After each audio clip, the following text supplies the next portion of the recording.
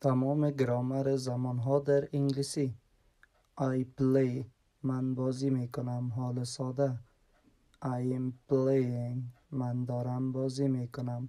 حال استمراری. I have played، من بازی کردم. حال کامل. I have been playing، مدتی است بازی میکنم. حال کامل استمراری.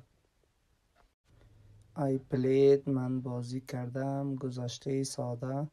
I was playing، من داشتم بازی میکردم. حال گذشته استمراری. I had played، بازی کرده بودم. I had been playing، مدتی بود بازی میکردم. گذشته کامل استمراری. I will play، بازی خواهم کرد. آینده ساده. I will be playing، قرار است بازی کنم. آینده استمراری.